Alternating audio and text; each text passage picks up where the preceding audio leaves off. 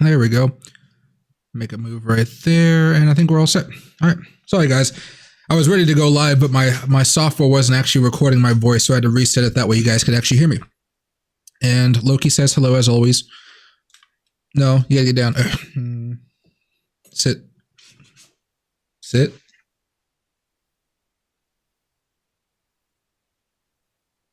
Up. Up. There you go. And something is missing as always.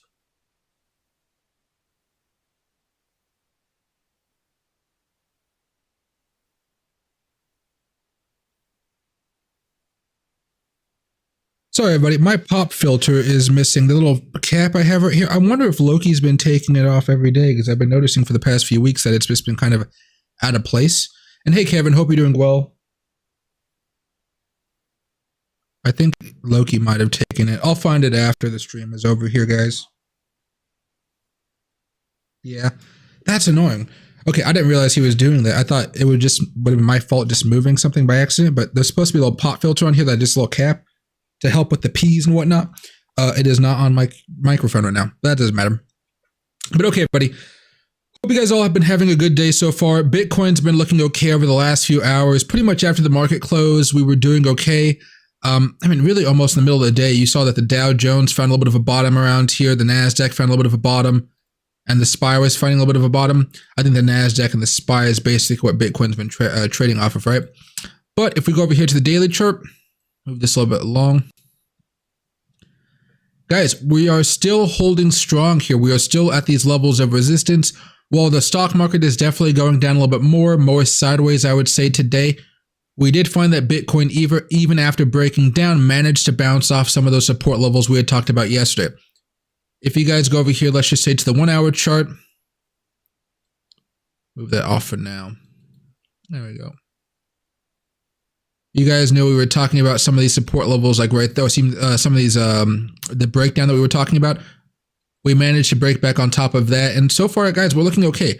On the 4 hour chart, still a little bit more bearish, of course. But again, just like every time we had talked about over the last few days, every single time it appears that we decide to break down or we get rejected off of this $25,000 level, it does seem like there's still buyers here willing to, buy back up and really try to take us back up to at least what are we at right now? 24,583.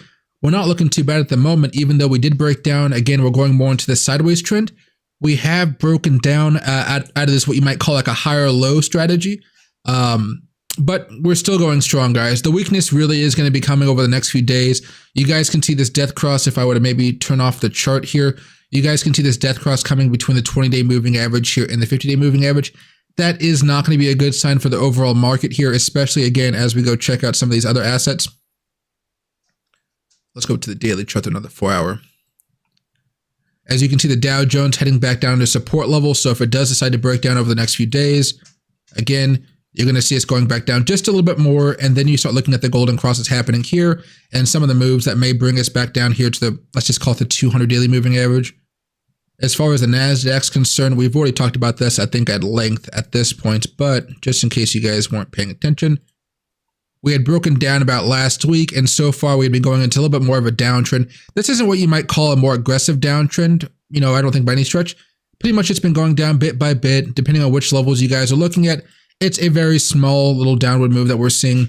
Not a good move. We want to keep on moving up here, but we are giving back some of the gains we accrued during January, and, as long as that's happening, it's going to be harder and harder for Bitcoin to really break above that $25,000 level here.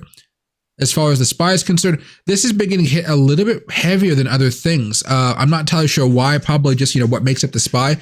We had been talking about all the bearish flow going into the options market as far as the SPY is concerned, some really heavy moves coming in. They knew something, as well as the breakdown that we've been talking about right here, of course, but they knew something, and so far that breakdown is working out pretty well for them. If I go back here, get rid of this. The SPY is testing out that support level that we broke out above a while ago. We're currently testing it out. If I were to go over here to the 15-minute chart, you guys can see on the 15 we broke down, but on the daily chart we didn't. So I'm going to go off of the daily chart on this one just for now, especially because we don't have the after hours action with us right now. So playing this very closely. If we start breaking down below the 50-day moving average here, guys, I'd be a little bit more concerned because this breakout is, this golden cross that we saw between the 50 and the 200 daily moving averages, and again, go over here to the NASDAQ as well. You know, you could easily over the next few days have another death cross here as far as the SPY is concerned, where the 50-day cross is back down below the 200. That could happen as soon as next week, okay? As far as the NASDAQ's concerned, this would be a little bit more of a bearish move just because we don't actually have the golden cross to come because the NASDAQ fell down a lot more than the SPY over the past few months. But again, you'd most likely have, if we continue to fall at this rate and maybe just test this next level of support right down here, this trend line, we would probably end up having a death cross between the 20 and the 200 next week and probably not even have this 50 cross above the 200. I'm still hoping we have some type of robust move sometime before next week, even if it's just for 1 or 2 days.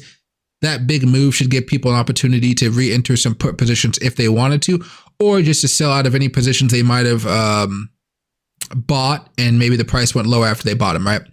Now, again, going back to Bitcoin here, we're still in the sell range. I'm not buying anything right now.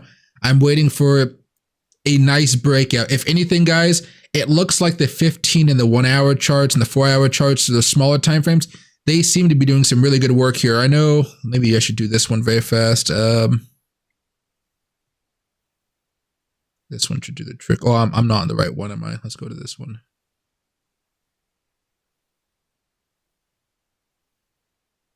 Let's go right here, get rid of all that stuff. Let's get rid of this, there we go. You can see so far some of these buy signals have been pretty good. The other indicators have been pretty good at actually finding some of these support levels, though I forget which one it was. I think it was maybe the hourly chart or something like that. Is that what it was finding out? Yeah, it was basically finding this range over here. Let me just pull up the rectangle tool. This trading range right there, and it was giving you a little bit of a buy signal here, which is pretty interesting. I don't exactly remember which time frame it was. Maybe it was just, was it the 2 hour time frame?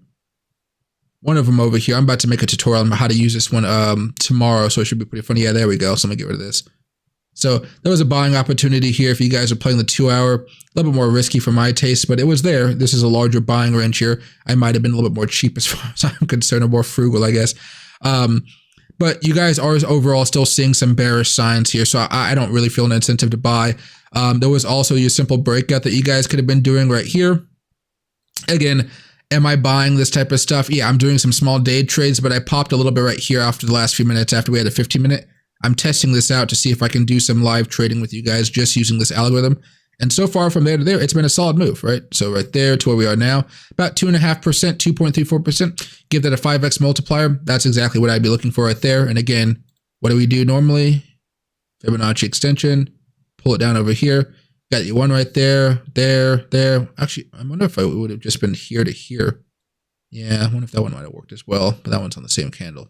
Probably just go to here. Yeah. I probably would have just scalped from here to here for a scalp, or we could have moved it up here, or possibly up to here. I'm not even sure if I would have guessed it breaking above the 200, though. I would have to look at other charts. But yeah, so there is some nice solid moves here, so I'm excited to see where we can go, but overall, I'm still not like buying anything at this point besides your typical day trades. As far as everything else that we talk about, everything still seems like we're in the green zones here as far as the daily charts. 4 hour charts still green for a lot of stuff. But I'm just taking it easy as far as I'm concerned. I know it kind of sounds boring that I'm not like buying up a whole bunch of stuff at this point, but I really just don't see any incentive to really be buying right now. Mostly day trading seems to be the thing that's been working out pretty well as far as I'm concerned. There we go. Now, actually, let's go over here to the daily chart as well. As far as everything else goes, we already talked about the Dow, the NASDAQ, and the SPY. Let's go over here to the weekly chart. So this is the DXY. The DXY for the past few weeks, guys, has been still making some stronger moves on the upside. We had some news coming out of CNBC or the Fed, I guess, today. And here we go. We can click on this very fast. Fed Minute shows members resolved to keep fighting inflation with rate hikes. Some of them even wanted to go to a 50 basis point rate hike. I think they just said, hey, we're probably going to do a 25 for next month. But you can still see they're not softening. There's no thought that we're going to be cutting rates this year. And the market has been like pricing in the fact that we're going to be cutting rates this year. So we're going to have to see how that shakes out. The other bit of news that I thought was just kind of more funny was Google is asking some employees to share desks amid office downsizing. most people that I know that work at Google are like, they stay to themselves and maybe work a little bit with other people, but everybody stays to themselves. I don't know why Google is doing this. Google is not some poor company that can't afford for everybody to have their own desk. So this is more of a funny thing I saw. Now, as far as the overall market, guys, the last 7 days, we've kind of been unched. You can see Bitcoin's down about 0.75%. Ethereum down about 1, XRP down at 1.5, ADA down about 4.2, Polygon up 2.4, Dogecoin down 4. Dogecoin's in a weird moment because if you guys didn't know, Elon Musk tweeted about Dogecoin and it just led to this spike. Well, no, not spike. Let's go to the 15-minute chart. Yeah, that spike right here. And it kind of messed with everything, and that's what's going on right now. But definitely an interesting thing going on here with Dogecoin. Elon Musk said something about who let the dogs out, who let the Doge out or something like that. And you definitely saw a huge move right as he said that. And then just as fast, everybody sold off. Everybody bought right back to where he tweeted. And then it started to go back up again. Interesting, but it always reminds you guys, never buy a tweet from Elon Musk or anybody that's big at talking about Dogecoin. It usually comes back down. That's the story of Dogecoin, though. Dogecoin is something you want to hold for a while. Maybe trade if it has a big pump or something like that. But if you see a big rally like this out of nowhere, normally you're going to be using it as an opportunity to scale out and not buy in, okay? Don't catch the FOMO with Dogecoin. It'll burn you every single time. Because I guarantee there was somebody, guarantee it, somebody that missed the tweet and missed the big run up here. They bought up here, right? They bought somewhere up here, not at the very top. They saw it go higher, then all of a sudden they saw it crash, and they saw it go all the way down here. Then they got really mad at themselves, and they sold somewhere down here, okay? Then all of a sudden, as soon as they sold, the price started going back up, and then they're realizing, oh my God, if I would have just held, I would have broken even.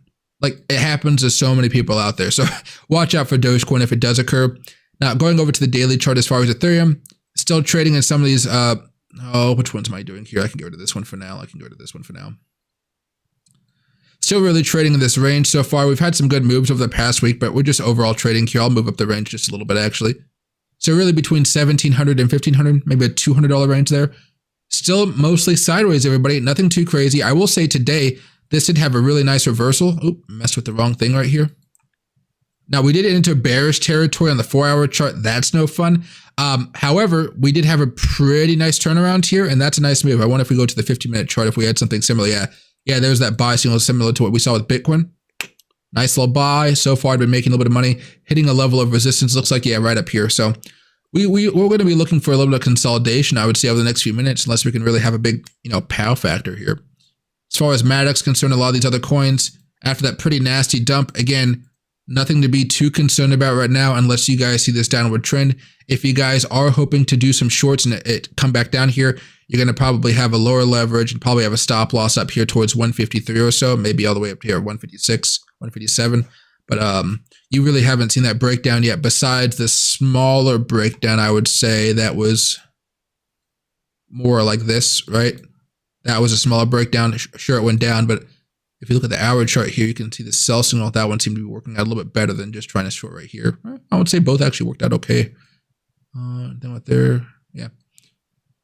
So you're still seeing a lot of bearish action, but it looks like we're taking a breather. And I'll take a breather any day as far as these coins are concerned, because those are trading opportunities. We just looked at Dogecoin on the 15-minute chart to kind of look at the Elon Musk tweet here. Dogecoin bounced off of support today. It looks like it moved a little bit higher. Where did we at? Not really bouncing off exactly, but came close enough. Not too bad. But still in this consolidation period, nothing really fancy happening with Dogecoin.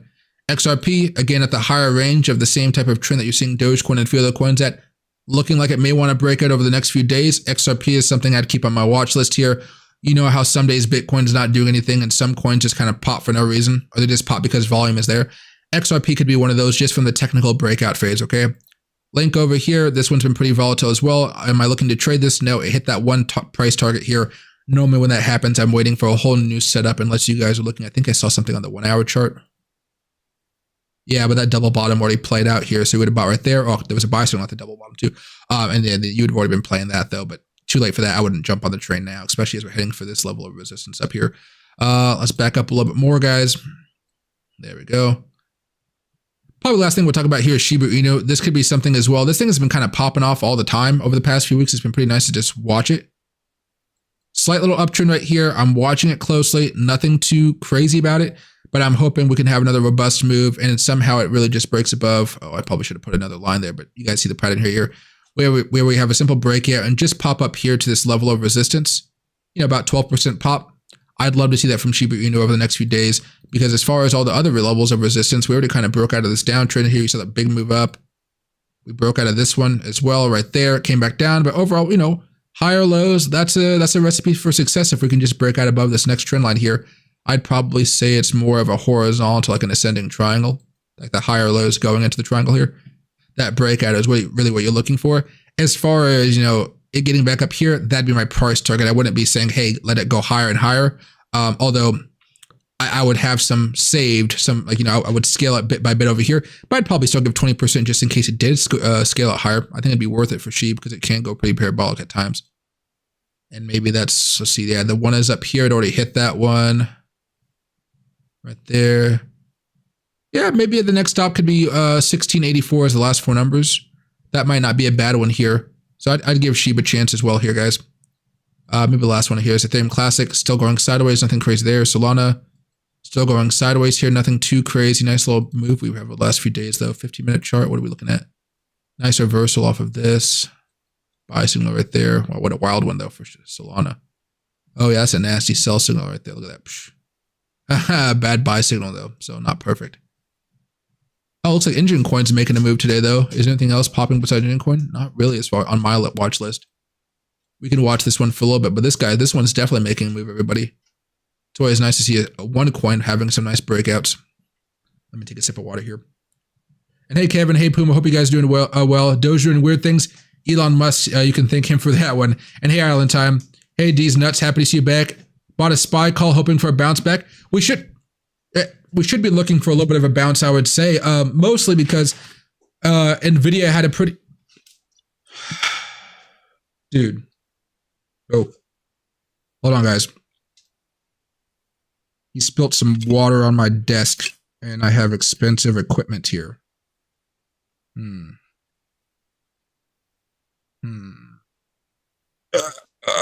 Jacket.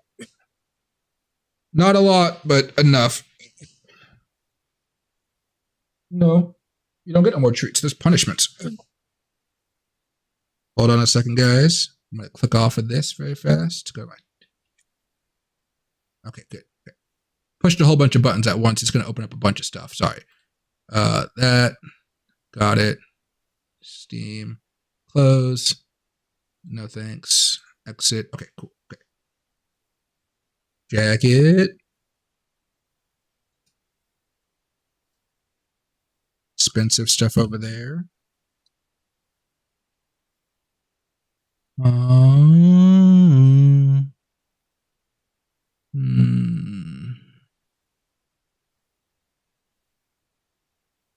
Jacket over here. My mind is thinking what's behind all this water that I just spilt, or that he spilt for me. Give me a second, guys. Give me a second. I gotta move my head around here. Enjoy Engine Coin on the 1 minute chart. It looks pretty dope. 5 minute chart. 5 minute chart. There we go. I'll be right back. Well, I'm here, but just kind of cleaning up.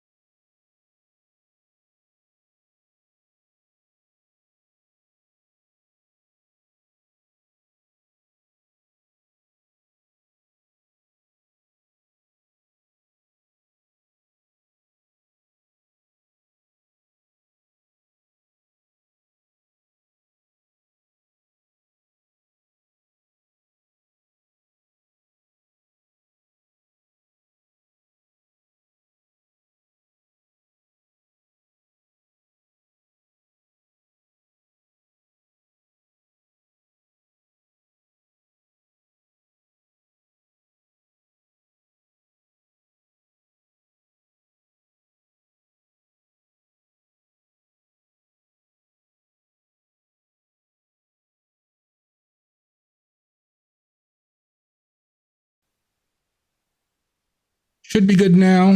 Had to pull out some paper towels, but we should be good. No, you're in trouble. Go. Go. He's looking all sad like he didn't do anything wrong. There we go. All right. Sorry about that, but like literally there's like a plug with like 5 different things plugged in back there, and it got like a little splash of water, so I wanted to make sure it dried off pretty fast. And I'm hoping it is dried off pretty fast, so my stream is just going to randomly go off in a few minutes.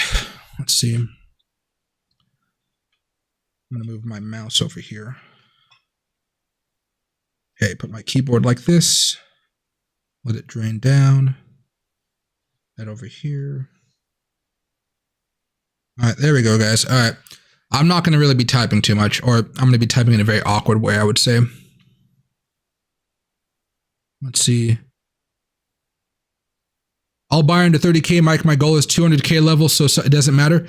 Yeah, if you guys are thinking some long-term investments, it doesn't really matter what you guys buy right now. But for me, I'm still in the dollar cost average camp. Because again, I still think that we will probably end up making new lows for Bitcoin in this kind of more bearish market environment. But because we have rallied up so much, that's why you have some dollar cost averaging. Like if I go back over here to Bitcoin very fast, if this really does end up being the bottom for Bitcoin around this $15,500 level, guess what? I'll be perfectly fine with it. I've dollar cost averaged the whole way, and by the time we hit $100,000, $200,000, I'll be happy. But I really want to invest even more money. But in order for us to even go back down there, I think we need to be looking more at recession territory. Again, because we weren't even supposed to be down at these levels. The only thing that really brought us down here wasn't anything technical.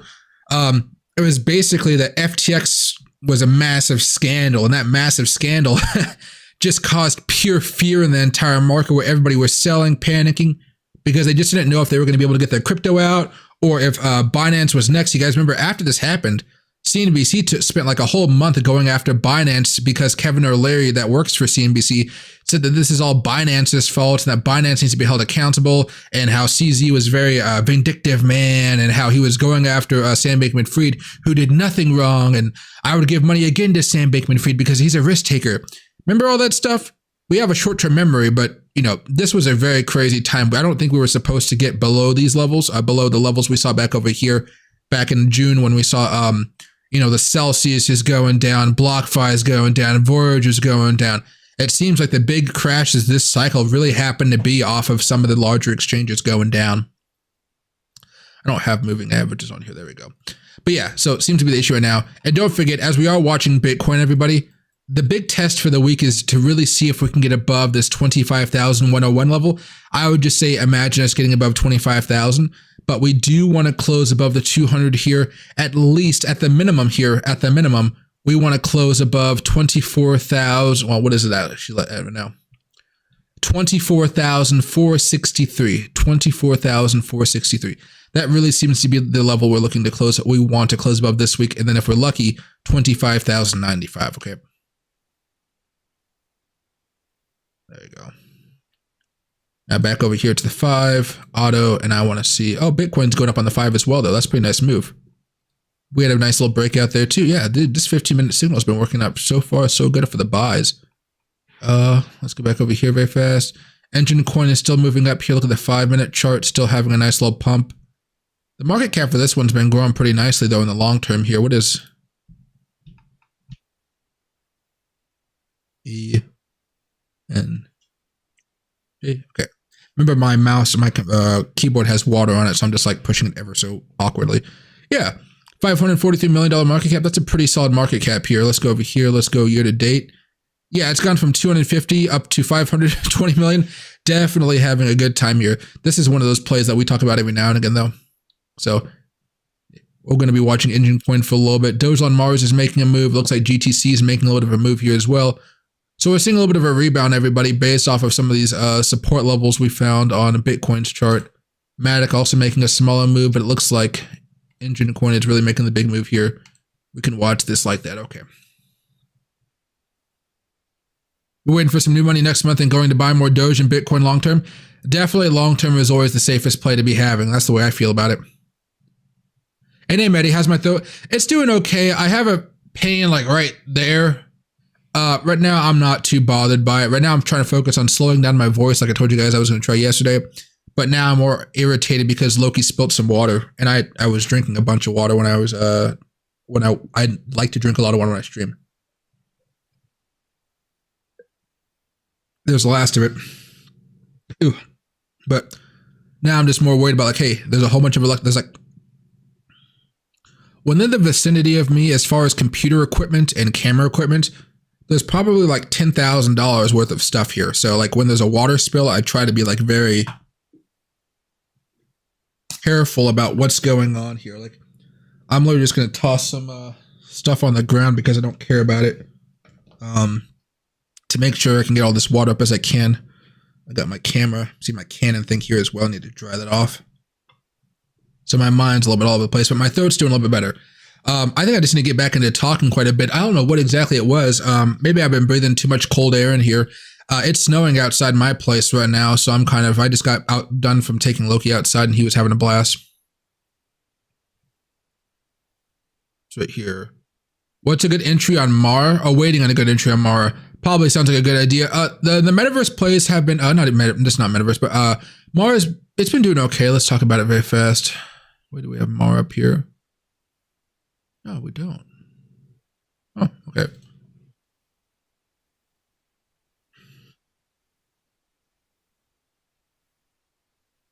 Let's see. No. Oh, it's on the other one. I just need to go over here. That's fine. We can put it here for now. There you go. It's been interesting. This is the weekly chart. I know we haven't talked about it for a while, but it's still been in this range for the last, 1, 2, 3, 4, 5, 6, 7, almost 8 weeks now. It's definitely been just chilling off here, and that's been okay. I know I want to short it or buy some puts on it if it does make its way back up here to 10. But at the same time, I don't know if it's going to be going up this high unless Bitcoin manages to break above the $25,000 range. That's the big hiccup here. On the daily chart here, you can see, though, it's just been consolidating a bit. You know, I thought we might have some more hope or some more promise since we broke out here. It's just been kind of gliding above that old resistance level so far and really giving us a new one where we're looking at something like that and kind of flagging, if you will, where we're looking for a larger move down the road. So give it some time. I'm going to X out of this right now. There you go. But I think there's an opportunity. I kind of just want to see it go back up here just a little bit so I can short it back down. But I haven't seen too much option flow information on this one. So not many people are taking bets. And I think that's just because it's very unpredictable based off of what we're looking at as far as Bitcoin, right? 12%, 5, auto, there we go. Definitely seeing a nice move right here. And that's what you want to see for, you want to see the coin continue to go up and up and up after, small amounts of consolidation. Not too long, not too many. That's right here. Can I look at SPA USTD? I keep wanting SPA. Keep wanting to type on my keyboard like I normally do. I'm guessing this is what you're talking about. SpareX, KuCoin. Not up so much today, but over the last few days, this has been having a nice little move. Oh my God, that buy signal down here, jeez.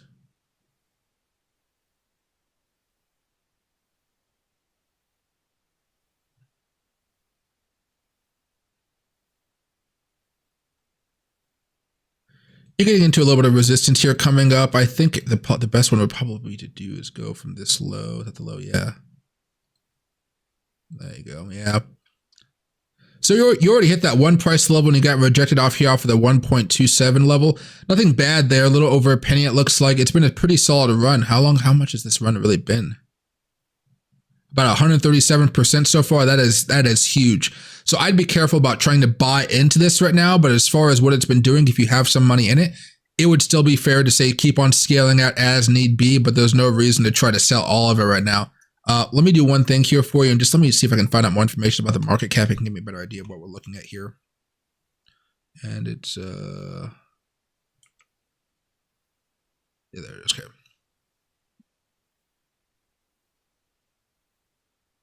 So yeah, it has a very small market cap. I'm guessing it's not on many exchanges. KuCoin, Gate.io, Huobi. Oh, it's on a few actually. Not a whole bunch, but like the ones we talk about. But it's on a decent amount.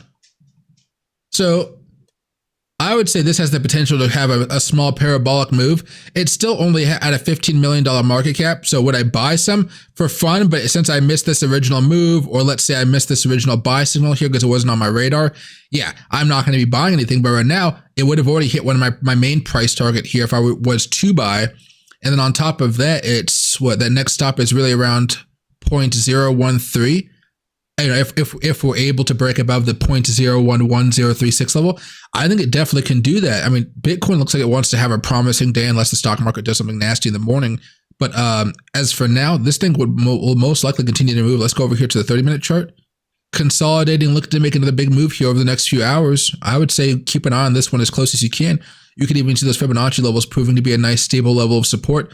Again, on the other side, there is a nice stable level of resistance. But I don't see anything wrong with this one. This one is something I'd continue to hold and looks like it wants to go even higher here.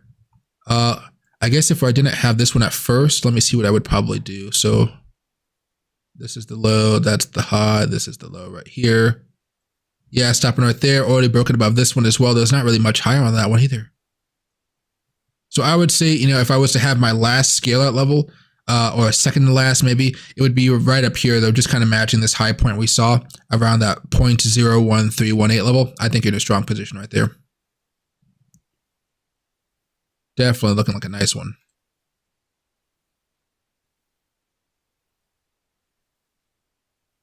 There you go. Engine coin continues to move higher. I wonder how Bitcoin's doing. Yeah, Bitcoin's leveling off here a little bit, but it's still making some nicer moves. Let's go over here to the 15-minute chart. There we go. Everything seems to be doing okay so far to start off the new daily candle. Let's see. Bought in at 0.02 cents and sold at 9 cents. Bought back in at 0.06 cents and it's been pumping in. Dude, as long as you're making money, keep up that same pattern, my man. It's working out pretty well. Do I think Doge on Mars can go to a penny? Maybe sometime in the future, but it's going to take a lot. I probably don't think so. Well, let me see. Because if you're looking at here, Doge on Mars, yeah. There you go. This is something I hold quite a bit in. The market cap is 246 million. I mean, you know, 243 million now. I think maybe one day it could, but right now, like in order for it to do that, there we go. Let's go over here to the monthly chart.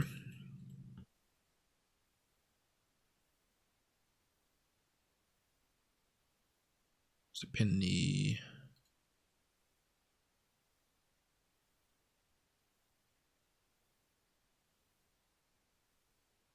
Penny. Let's kind of go where we are now. It would have to go like a lot. I mean, it would just have to go so crazy high. I just don't see it happening anytime soon. Maybe someday in the distant future. But right now, I doubt it would ever go to a penny. For me, that next level of resistance, I mean, that maybe that next level can be somewhere up here. So like maybe probably pose it to 5 here. You know, I could see this getting 1,000%. If you know we have some more regulation, it's doing solid as the project is confirmed, you know, that type of stuff. But getting to a penny, I don't see it happening anytime soon. Maybe not even my lifetime here, but there's hope. But I don't think when I go over here and I look at Doge on Mars and I go look at, you know, the website and stuff, you know, what would justify having such a massive market cap like that? I don't see it at this point in time. I don't see it at this point in time. Down the road maybe, but they need to do a lot of work and they need to like do something. They got to be out of the meme game, I guess you would say, right? You have to have a justification. Dogecoin is at billions and billions of dollars in market cap because people believe that Elon is going to do something with it and try to make the world a better place or integrate it with Twitter, all that type of stuff, right? Doge on Mars, it's just perhaps one day, but very, very, very, very distant, very, very distant future. And hey, Bideford, what do I think about ICP? Frankly, like, I've never really been a big fan of the ICP management, but I own their coin just because I know there's a lot of institutional players behind it. And when you think about it, you know, it even though it was a bull market, it did used to be all the way up here in the hundreds and hundreds of dollars. I think perhaps down the road it can make its way back up to $100, something maybe even $150. if Bitcoin goes to like all-time new highs, maybe it could actually make its way back all the way up here to like $200. I actually think that's possible. And that's primarily because even though I don't necessarily like their management, they do have access to a lot of capital, Yeah, this very fast, I can show you something.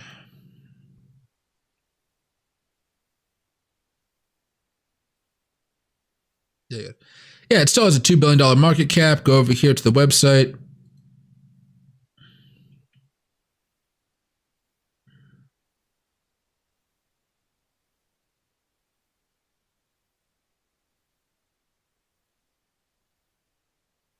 Does it have any story type stuff? Whatever. The internet computer is not a proof of stake blockchain created by validator nodes running on big tech's cloud. It is formed by sovereign networks of standardized node machine hardware operated by independent parties. To participate, nodes must produce the same number of blocks as others in their cohort without deviation. In a scheme of proof of useful work, replicated smart contract competition is in their work, driving optimal efficiency. Nodes form into subnet blockchains and then into unified limitless blockchains using game-changing chain key crypto. I mean, what they're doing is interesting. They need to grow their market out a little bit more. But, you know, at the end of the day, they're still going up against like the cloud giants, like the Amazons, the Googles and stuff. I don't think they're going to beat them. I think they're just going to take a bit of market share in this blockchain environment. But once Google and these guys get more on board with the blockchain itself, you know, I think eventually their price won't be justifiable in the long term. Short term, yeah, they're going to be something to be reckoned with in this space. But long term, they're just either going to be bought out and the coin's going to go to zero because Google's going to say, we don't even want to buy your coin. We just want to buy the rights to your assets or to your technology, right? So, you know, it's something I personally hold, but it's more because I know they have a lot of insiders that have worked on that project, and usually insiders find a way to get their price back up, even if it's gone down a lot since the last bull market, right? I have mixed feelings about OP. Do I know much about the project? Hey, Christopher, I do not know much about the project, but I can check it out here for you very fast. OP? Probably Optimism, I'm guessing, or On Planet. Let me know if it's On Planet, because I'm talking about Optimism right here. Optimism is number 75, a $653 million market cap. Let me go over here very fast. Optimism. I just want to check something out before I do this.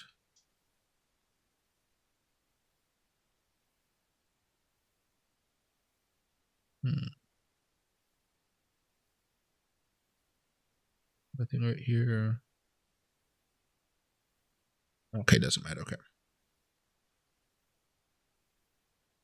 Ethereum scaled. Optimism is a low-cost and lightning-fast Ethereum L2 blockchain. Optimism fast, stable, scalable L2 blockchain built by Ethereum developers for Ethereum developers. Built as a minimal extension to the existing Ethereum software, Optimism's EVM equivalent architecture scales your Ethereum apps without surprises. If it works on Ethereum, it works on Optimism at a fraction of the cost. Oh, so they kind of built a better mousetrap here. So gas fees saved, on-chain value distributed to public goods. I don't really care. I don't care about the on-chain value here, but distributed to public goods and maybe the gas fees saved. That seems pretty interesting here. So if they can build a better mousetrap, this could be something more for the corporate America, not so much for the everyday person, but corporate. This could be actually a pretty good tool if they want to get in here. Looks like the website's pretty solid here. Let me go over here to the Twitter account.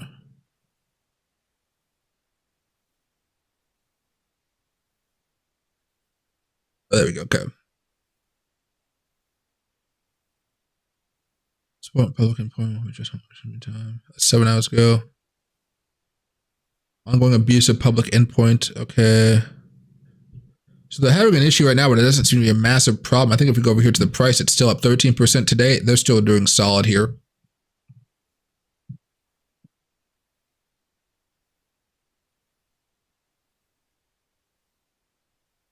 Maps. An overview of that. So this looks like a pretty solid project here, and it looks like it'll probably get some really good usage. I would say this is something I'd invest in here. I mean, I probably skipped over it a few times, so that might say something here as well. Probably because it dives into NFTs a little bit. But statuses. This is the report they just shared on Twitter. I would say this seems okay. I mean, the market cap again is only at 652 million, so it's not like it's a massive one.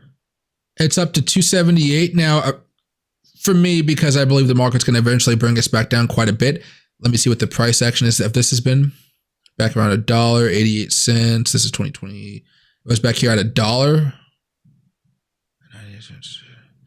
If I can get this under $1.50, I'll buy it. Maybe I'll do a first initial buy, and if it hits $2, and then like really start doing more heavy dollar cost averaging if it gets under $1.50. But for now, it seems solid, seems fine. Would I be buying it right now? Probably not, but it seems like it's been doing some really good stuff. They're having a little bit of a hiccup, but it doesn't seem, again, to be doing anything with their price action here. So looks solid. I'd be going more into the Discords. Not when you go to the Discord or you go to the Twitter to find out more information, ask people stuff. Don't go in there asking for a reason to buy it. Just go in there asking more about the project and what they actually do. Then you kind of be able to figure out if there's a need for the product. And if there's a need for the product, there's going to be a way for them to monetize it most likely. Especially if they're making a better mousetrap for the Ethereum network, which always has a little bit of bugs and issues. But if people are saving money on gas fees, holy moly, that's always going to be a plus in a lot of people's books out there, because you guys know, not necessarily now, but when the market picks up, gas fees get insane, gas fees get stupid, and gas fees get so crazy that people don't even want to move crypto around. They don't want to swap, or they don't want to do anything, right? It can get bad.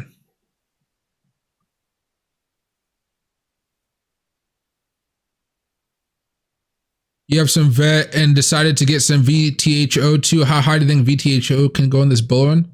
I don't think we're in a bull run right now, but down the road, let me see.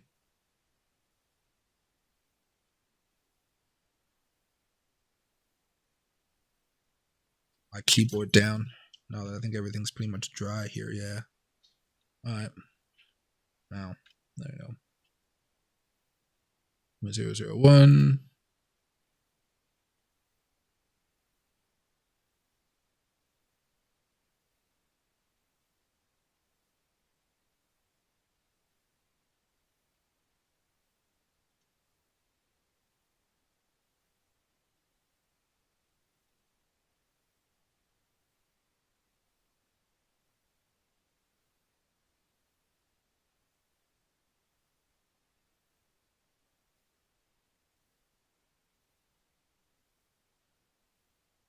A decent amount of exchanges. At least it's on Binance and Gate.io, I guess. 100 million market cap, not too bad monthly here.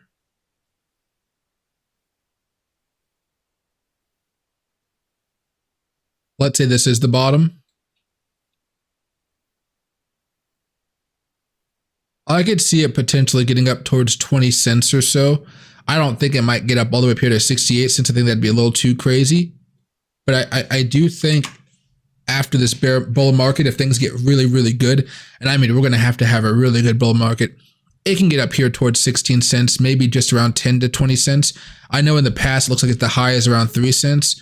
I think if Bitcoin's going well above $100,000, I think you have a good chance of probably going back up to at least, let's break the difference here, kind of around 9 cents, 9 to 12 cents.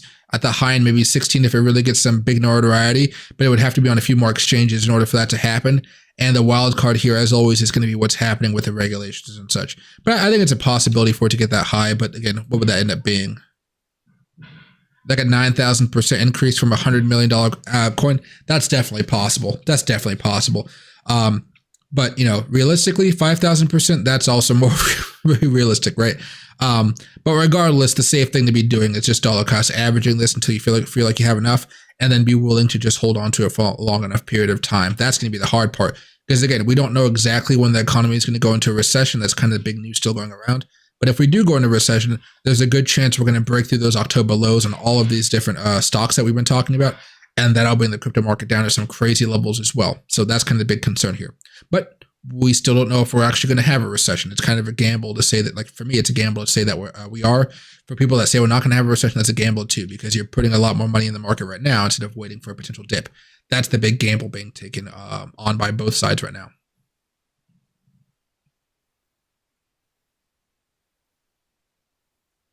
In the long term, you think people are going to choose Matic over OP? So the long term?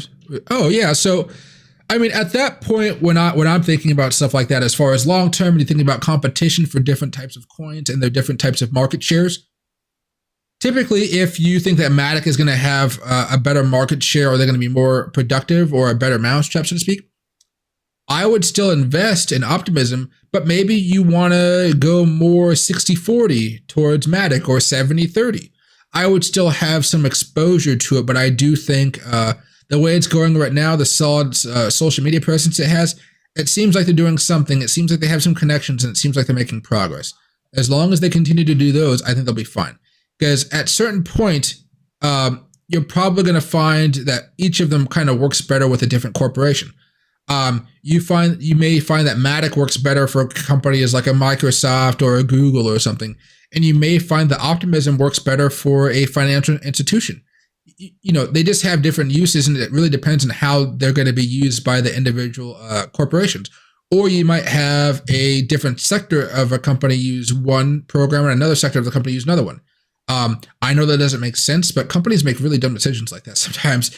And so, until the engineers say we want this one or this one, they're probably going to be used by a lot of different teams out there, or be forced to be used by a lot of different teams out there. Because again, there's more people leaving the foundational corporate like tech scene going over to crypto than there's like crypto people going over to the tech scene. Does that make sense? So a lot of people that work at Google or Amazon or whatever, Apple, whatever, there's not too many people that are very experienced about the blockchain and this whole technology arena that's being built out right now. Over time, they're going to get more people that understand it, but there's not like many courses or mandatory courses in college that go over blockchain technology and how to incorporate it into like corporate America. Remember, a lot of people still see crypto as a scam. A lot of people still see blockchain as a scam. As crazy as that sounds, they still see it like that. So it'll be a while out. I think if you buy now, regardless, because we're in a bear market, because everything is still sour, because the market's probably going to get worse as they keep on raising interest rates, and we finally start to feel some of those 75 rate interest hikes from last year. You're still looking at buying it towards the bottom. But if you really want to get the most out of like the Optimisms and the Matics, you're really just holding on to it for like 10, 15 years, maybe even 20 years. But when you get these really large moves during these like, many altcoin seasons and stuff like that, what you end up doing is just selling off a large chunk of it. And then when the market eventually crashes back down, which it always does, you're dollar cost averaging as it goes back down, right? So let's say I buy some Optimism. Okay. Then let's say Optimism goes up a couple $1,000% during this next rally. And at a certain point, the rate of return on my entire investment so far is, let's just call it $100,000. Okay, $100,000. So what I would do is, once I start seeing maybe some of those characteristics of Bitcoin that's kind of tells me like, oh my God, something bad may be happening. There's a few different examples of this. The first one that I always go to, and again, don't think that this is always going to happen. But one thing that I always see as far as Bitcoin's concerned is I always get worried when Bitcoin reaches a new high and we have a death cross here between the 20 and the 50-day moving average. To me, that's a big sign that I should be getting out. Even if it's way down here, I'm just like, oh, something bad's going to be happening, okay? All-time high, something happened. All-time high over here, look at that, something happened right here. Ooh, scary, right? Again, all-time high over here, death cross, what happened? Something scary happened. Took a while, but something scary happened, okay? Go back all the way over here. All-time high, death cross. Wow, so you see this doesn't go all the way back into like the 2011 range. But, those are some of the characteristics that I look for when I'm looking to get out of a lot of my altcoins if I'm not scaling out level by level. And so when I'm looking at stuff like that, let's say I did make like $100,000 in profit. Well, I'd probably pocket $50,000 and look to invest that later on in something else. But with the other $50,000, again, let's just say, just as an example, this is Optimism, even though it's Bitcoin. I bought it somewhere down here, right? Let me get to this one. Let me get on a brush. I bought it somewhere down here, okay? And I see the death cross, so I'm selling it somewhere over here. I think you guys can see that. Okay, yeah. Now, as Bitcoin goes down, you know, I'm dollar cost averaging some right here, some right here, some right here, some right here. It goes back up. Guess what? I'm still dollar cost averaging this entire way. Guess what? I see that we're having a death cross here after reaching new highs. I sell a lot of this off as well, and I make some profit off of it, believe it or not, okay? This is rare that we have this weird secondary spike. That's rare. I think this is all stimulus money going in there, and Fed money just printing. However, again, we have it, and then we're just we're buying back in $50,000 worth, right? Buying back in,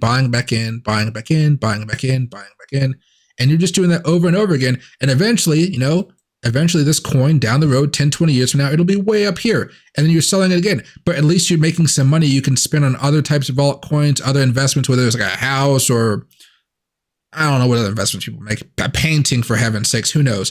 Or you're just making a savings account. You're just investing in an Apple and stocks and Tesla, stuff like that. You know, that's the way I tend to trade these as for the long term. There are different types of things I may do every now and again. For example, Dogecoin. This one I didn't sell when Bitcoin was having the death cross here. So Bitcoin had its death cross, just so I can show you guys. When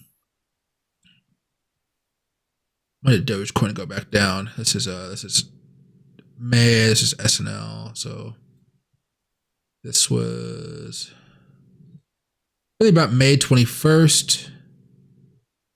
And Bitcoin really had its nasty move.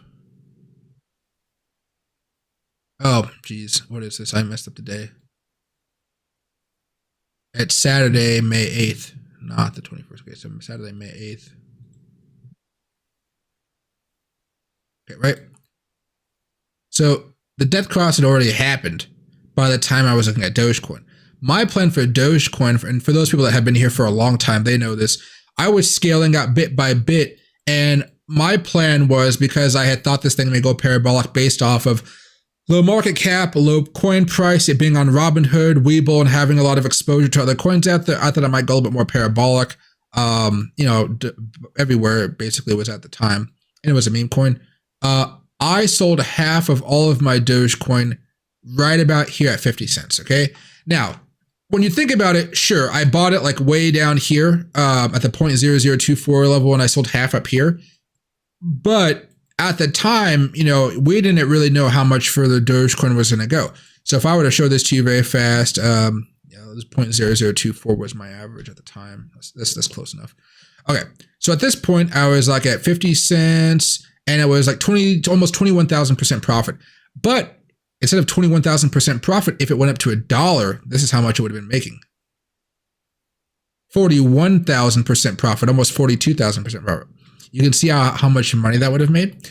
And so what I ended up doing is scaling out 50% here at 50 cents, 10% another scale out at 60 cents, and another scale out of 10% at 70 cents. After that, I was hoping to do another 10% at 80, another 10% at 90, and a little bit less, the rest overs at $1 if we actually hit that level. We never did, of course, but you could have different experiences for each coin. Most of the time, though, I would say the safe thing for you guys to be doing is just to be going off of that Bitcoin death cross. That's usually what works best for me. But, you know, it's going to be a long haul, but don't be afraid to take some profits on the way. Like, that's like saying, let's go over here.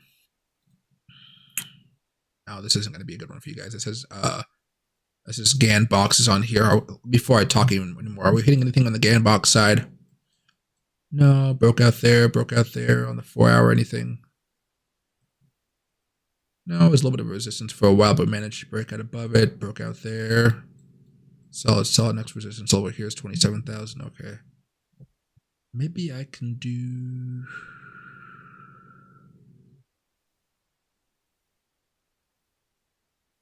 another Bitcoin chart, but this doesn't look as crowded. Okay, so that's like saying well, the reason you want to sell is because you can be like one of those people that said, hey, I bought Bitcoin for $18,000 in 2017 and now it's up to $25,000 now. If you would have bought up here and sold all the way over here, or you're still holding it, you've only made 43%, right? That's why I'd always recommend selling it off a little bit by little bit. Because eventually this is going to be some really nice moves. It's going to go parabolic again, optimism, I believe. And you want to be able to at least make a profit off of that. Then you can just reinvest some of that money when the market goes back down. And you're going to have ample money. But the thing you got to remember is if you guys are going to be doing that strategy where you're selling high on like huge macro level charts where you're taking like years and years and years, you can't be saying, when, I can just get rid of this for now. You can't be saying when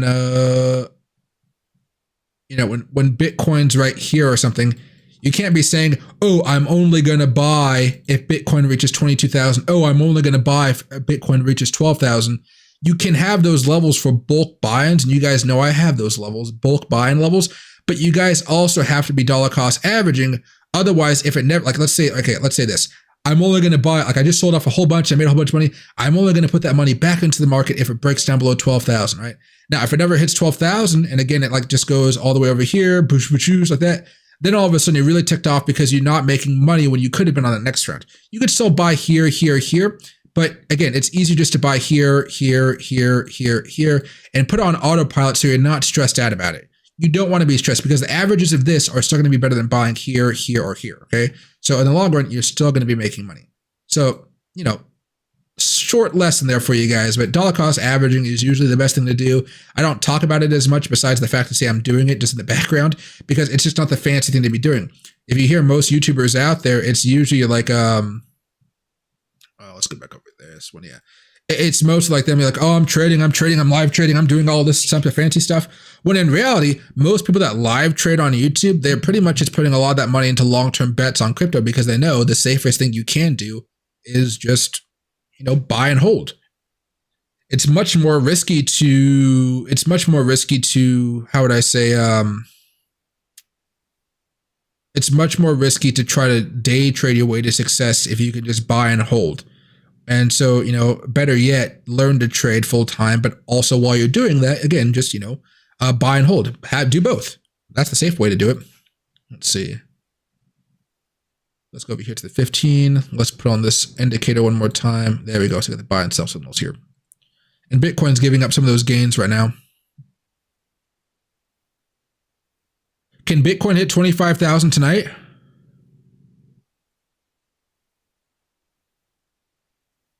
I would say yes, but it wouldn't happen, I would say, for another couple hours or so if we wanted to hit it.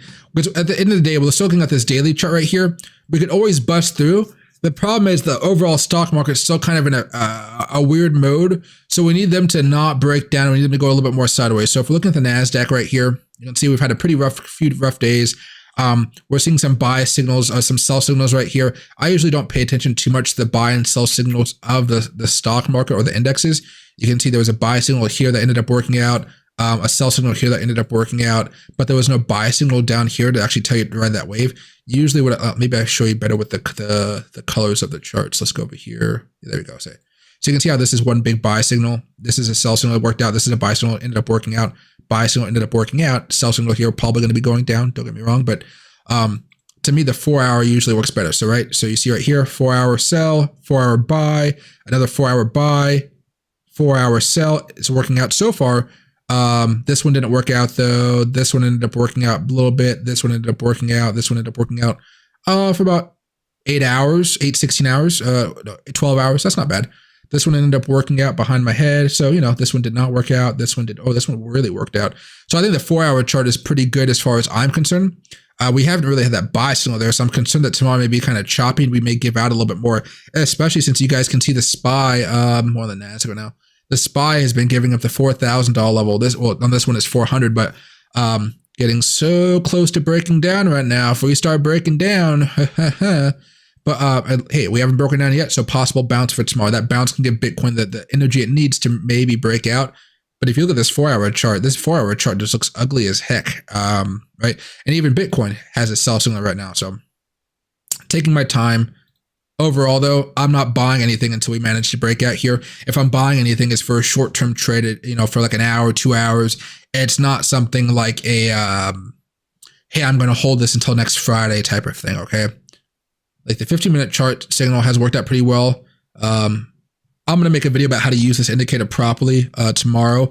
But basically what I'm going to teach you guys is how to use this on multiple charts. So if I go to a load layout, I need to get rid of some of these layouts. The layout. Use this one for updates. Yeah, I got a whole bunch of crappy ones I just make every now and again. All right, so well, I test a lot of stuff out. So if I go over here and I go to new layout and I just say, if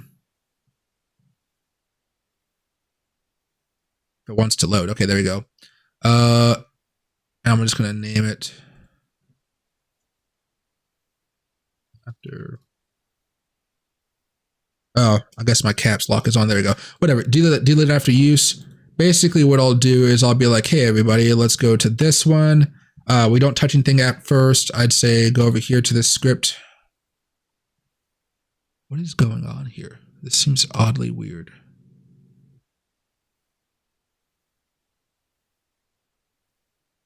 Something is glitching right here. Refresh.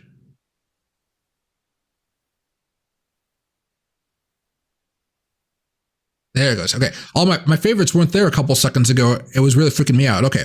Must have been a glitch on TradingView's part. Price action concepts. Okay.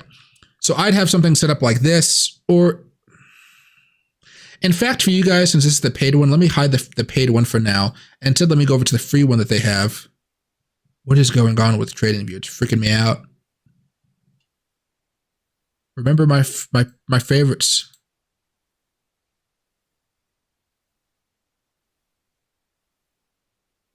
It shouldn't be community scripts. It should be invite only scripts. There we go. Okay.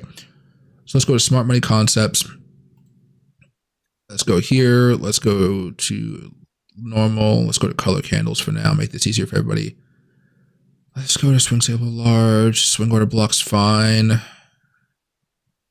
This is more complicated though. Maybe I should take off swing order blocks for this one. No, let's keep them on just for the example. Okay, equal high lows off, fair value off, premium zones. Okay, let's take off the volume here. So what I would do is I'd see this was on the 15-minute chart, whatever. I go to the daily chart. And then what I would do from here is basically change the color candle so you guys can see all the buy and sell signals on this one. I would go up here to the right-hand corner. It says select layout. I'd turn this into 8. And just like that, you have it set up for all 8 charts. This one could be, so I would use this on a wide monitor, not necessarily a smaller monitor like this. Well, it's actually not a small monitor. I just have it zoomed in so you guys can see it. So I might do this one as, 5, 15, 30, hour, 2 hour, 4 hour, daily, good, and then weekly. And at the same time, I'd be kind of watching all of these play out in real time, again, on a different monitor, because my monitor, I have like larger monitors. And then I'd be kind of just paying attention to see how this works out. But while this is working out, again, I can move some of these like this and this because I don't need to see the whole daily chart because again, it's already green, right? So I can just move it over here and be like, okay, what's going on right there? Daily, perfectly fine. So you'd move it around as you need. But now I would be able to see everything going on and I could see, hey, there's a buy signal on the 30, there's a buy signal on the 1 hour, there's a buy signal on the 15, and a buy signal on the 5 a while ago. I don't know, a while ago here, right? So I could see all that stuff and be like, okay, now let me see what's happening. I can see right now there's a sell signal on the 5. The 15 still looks to be bullish. Sometimes the colors mess up on this thing. I don't know why. Gosh, it drives me nuts. But, I can see how the overall trends are still working. I can have that in my mind while I'm doing technical analysis. And then while I'm doing this, I could have this on a whole nother monitor and I could just have one large chart like this with Bitcoin, just like this, working in my favor. So this is how I'd normally be trading, but it wouldn't necessarily have this algorithm thing on it. There'd be other stuff as well. But most of the time, honestly, you probably just need about 4. So you have this one, probably the 5, 15, and the 4 hour and the daily. But if you guys are just doing only day trading, you could probably skimp this down to the 4 and this one down to the 2. And you guys would be fine. And so you're looking at everything, 5 here, bearish, bullish here still, bearish here. So I know when I'm looking at everything is overall still bearish, but it looks like there was a short-term opportunity to make some money as we had a buy signal at 2 opportunities here today. We had a buy signal today, this morning at 10 o'clock, and we had a buy signal today at 14:45. So that was the afternoon. The other one here was 10:05. That was over right around here. There's another buy signal. So first buy signal, second buy signal. As far as looking over here, still bearish. But what was happening right here, we were hitting the support level. So I can see the support level on the screen. Buying during that time frame. It even shows up here, I think. Yeah. Way over here. I know it's hard to see for you guys. I'm sorry. But there's a buy signal over here as well, showing you that support level. Well, I could take an opportunity, bouncing off of that support, seeing the buy signals here as a possible trend reversal, take the opportunity here. I see another buy signal right here on the 15-minute chart. That gives me more optimism that I can continue to hold. I have my stop losses, and I have my stop loss would just be down here or down here, depending on where you guys can see my mouse. And I would just, this so you guys can see this a little bit easier. You know, if I'm buying right here, it'd be a much smaller move, I'd say. Yeah, I'd have to put a much taller one on here.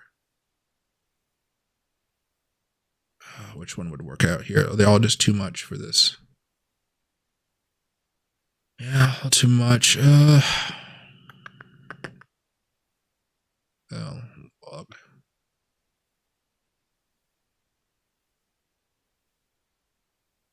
No, okay, I'd have to zoom out a little bit more. So I'd have to go over here. Oh, that would be really ugly. What would that end up being? High point there. Okay, so I'd have to put on a line here, 24,531.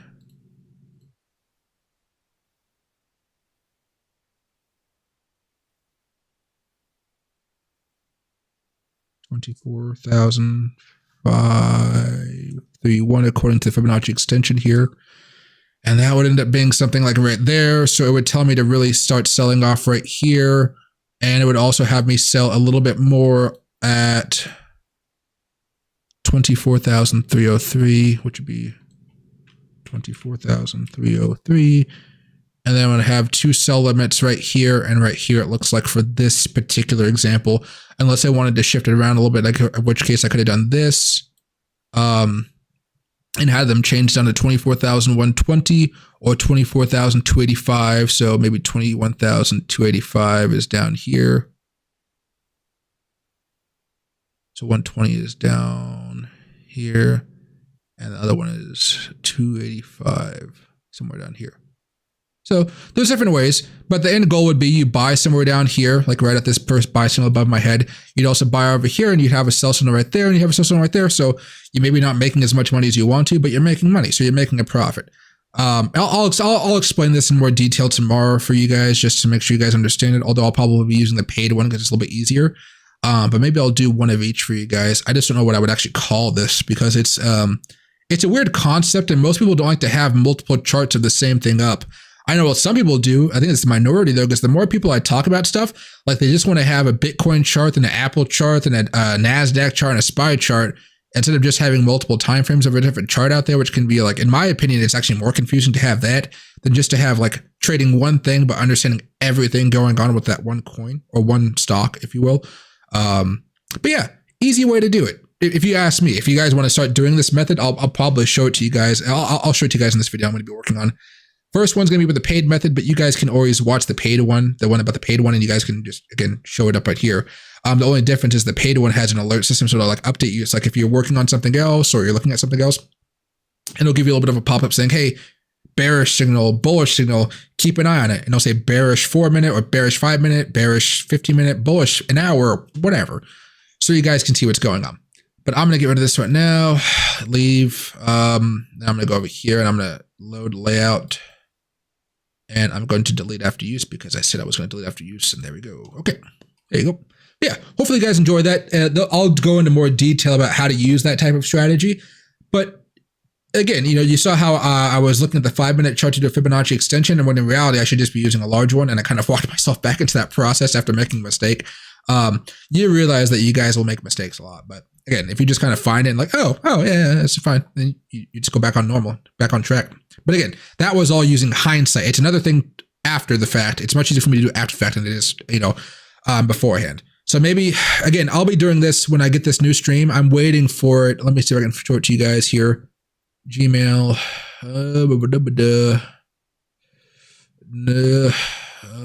No, that's my wine club stuff.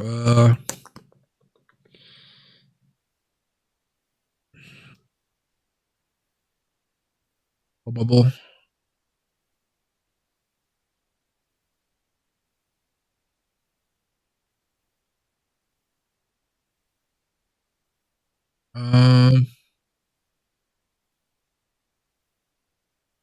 Yeah, my payment just went through yesterday for Bubble. I don't want to show you guys the specific ID I use because I think that can be used later on. But yeah, so the payment started yesterday, and it'll keep on going until canceled. But so once this thing gets set up for me, and it takes about 3 to 13 days, they said. So let's wait to see how that turns out. You're gonna have this automatically with the color candles set up, so you guys can see the buy signals and sell signals only for the 15-minute chart. So you guys can use the 15-minute chart and look at other stuff as you want to, but it'll be there for you guys. And I'm going to use what I know from one of my friends who runs a Bitcoin Live channel. If you guys type in Bitcoin Live, you guys will see his channel. He's pretty popular. I'm going to probably put on a liquidation chart on the left-hand side, or excuse me, the right-hand side over here. So you guys can see live liquidations on the 15-minute chart while also getting those buy-sell signals. And then, yeah, we'll see how that works out. But right now, you guys can't see my screen as too well because I zoomed it back out to this is how I normally look at my monitor. For you guys on YouTube, and since I'm streaming my display, I don't normally look at it from a zoomed 100% perspective. Normally, for you guys, I put it at like 175. So you can see everything looks a little bit more zoomed in now. Normally, I'm looking at it much smaller, much smaller.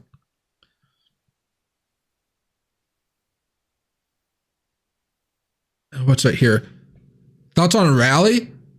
I mean, I've heard about them a little bit, but I don't know much about Rally. I would say it's something I'd only probably toss in a couple $100 into at this point. Maybe in the future, if the price goes down back more, I could probably want to buy some. But right now, everything's a little bit too pricey for me. Velo making some nice moves, and XKAD seems to be doing pretty well. Do you believe in diversification or diversification, concentrating your money into a few companies or many? Oh, many, always many, always many. For me though, so what's an easier way to say this? So many companies, few sectors, right? So when it comes to crypto, I will scattershot everywhere because I know there's a whole bunch of different avenues. And to me, most crypto is all kind of in the technology sector, if you ask me, right? They're all doing something related to technology for the most part, or financial services, but financial services technology. But when it comes to stocks, it really goes to technology, semiconductors,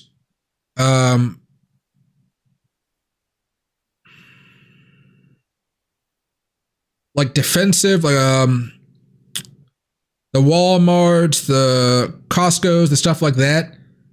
I really don't go much further out there. Like if you guys go over to the hotspot on Finviz, like my portfolio is usually technology heavy, communications heavy, consumer cyclical heavy, consumer defensive heavy, and at times energy heavy, but mostly for the dividend plays.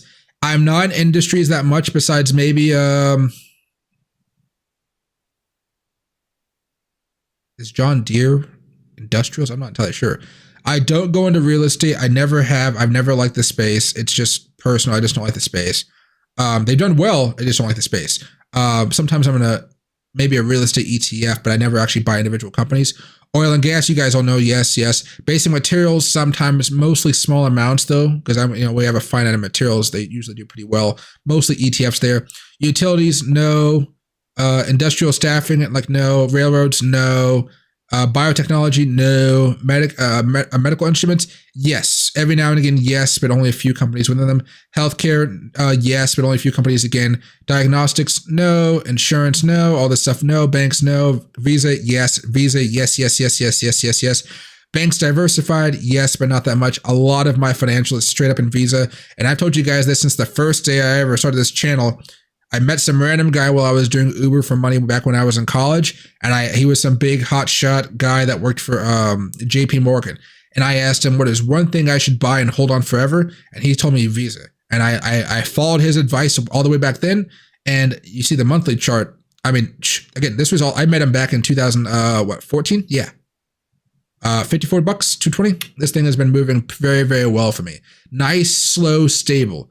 Now, has it been moving up as much as somebody like Tesla did or something like that? No, but a nice, easy, stable thing that's not too volatile. That's what I'm looking for right here. And the more people swipe their cards, the more money Visa makes. And I'm perfectly happy with that. But it's more by sector. And I look for stocks in the sector. That's usually what I'm looking for here. I'm not really going at like individual companies if they're outside the sectors I like. I think that's an easy way to say it. But crypto, I can go more scattershot. It's all kind of technology to me. And I'm much more into technology, the cloud, AI, robotics. Basically, what's going to take away people's jobs in the future? What saves people money down the road? What saves people down the, what saves people down the road? Or the philosophy of, or the thought, I don't know what you want to call it, the theory of bread and circuses. What keeps civilization or the people in civilizations and countries so happy that they don't really think that they need to rebel against the government for poor treatment? For me, that's like, NFL is a big thing. Sports is a big thing. News organizations are a big thing. I don't really go to news organizations because I feel like they're more polarizing these days and people don't like them. But, like what makes people happy, right? What makes people like okay and like chill? Technology companies do a lot of that, right? There's a lot of hate out for Tesla right now, like a lot of hate because Elon Musk has been so controversial. But like Tesla's all like selling like hotcakes out in California where they all hate him. You know what I mean? So it makes people feel nice about the environment, makes people feel good about themselves. If you can solve a problem, I'm usually an investor, but it's usually in technology, AI, what makes people's lives easier or what makes a corporation's life easier. So one of those two things. You can go to healthcare and stuff like that, sure, but most of the time it's just healthcare is fine, oil is fine, like even some of the banks and stuff I talked about are fine. But technology is better. It's better.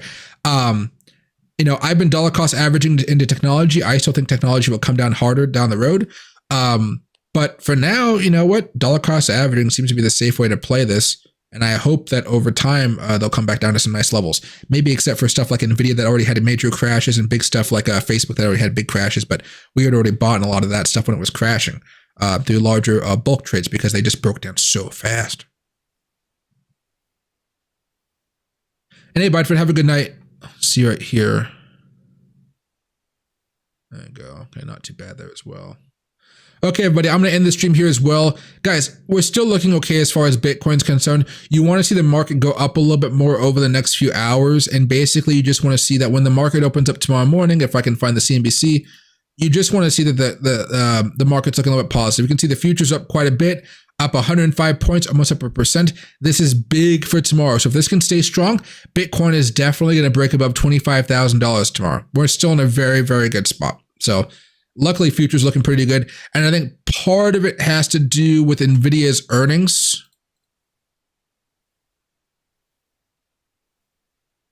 Let's get rid of all this for now. There you go. If I go over here to auto, I go to maybe the 5-minute chart. Yeah. After hours action, huge move up here, huge move up. It's up, doesn't see how much it's up after hours, but it's up quite a bit. After hours right here. Yeah, it's up like almost 9% after hours. This should give a pretty big boom to the market tomorrow, unless we have some really bad news or something. So keep an eye out for everything, but it looks like we're in an okay spot right now and everything's kind of back around that support level that we've been talking about. If for whatever reason we have more bad news, of course things will get worse. But again, I think we have an opportunity to break above 25,000 primarily because look at this. Up 0.28%, 0.46% for the SPY, almost up a full percent for the NASDAQ futures. That's going to lead to a really big move tomorrow if this can hold up, okay? But okay, everybody, I'll see you guys a little bit later. Chill, relax. It's going to be a rough few hours probably, but I think this is an opportunity for people that want to buy. Am I buying? I'm going to say it again, no. But if there's a day trade later on here tonight, awesome. As far as the bulls are concerned, guys, the bulls want to pump this up above 25,000 before we have the opportunity to have a death cross here. If we have this death cross here, this rally is pretty much over. We'll be sinking back down to 21,500, maybe all the way back here to 20,000. That's not what we need. We need to have that big pump sometime Not by tomorrow. I would say by Sunday, but primarily because we want to see the market go up, probably by Friday, okay? But I would say we have a possibility to have a strong move. But again, if you buy right now, don't be surprised if we go to 25,000, we get slammed back down, okay? Don't be surprised by that at all. Thanks, everybody.